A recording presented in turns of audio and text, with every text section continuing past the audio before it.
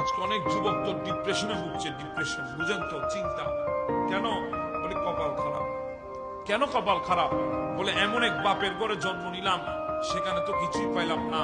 অমুক বাপের ছেলেকে দেখলাম R15 বাইক তার পার্কিং এ আছে। অমুক বাপের ছেলেকে দেখলাম ইয়ামাহা ভার্সন 2 তার পার্কিং এ আছে। অমুক বাপের ছেলেকে দেখলাম নামি দামি ব্র্যান্ডের গাড়ি, মার্সিডিজ, টয়োটা, নিশান কোম্পানির গাড়ি তার ওই গ্যারেজের মধ্যে আছে, পার্কিং এর মধ্যে আছে। BMW আছে, রোলস রয়েলস আছে ওই পার্কিং এর মধ্যে। তার মতো সুখী পৃথিবীর বুকে আর কেউ নাই। অনেক যুবক সোশ্যাল মিডিয়া দেখে দেখে চিন্তা করে, সেলিব্রিটির জীবন দেখে দেখে চিন্তা করে, এদের মতো সুখী পৃথিবীর বুকে আর কেউ নাই। কারণ তারা সেলিব্রিটি, তারা নায়ক নায়িকা, তারা ফুটবলার, তারা ক্রিকেটার। তাদের মতো সেলিব্রিটির এত সুখীময় জীবন হয়তো আর কিছুই নাই, আর কিছুই নাই। এবার আমি তোমাকে বলি যুবক, তুমি আশ্চর্য হবে এই জায়গায়।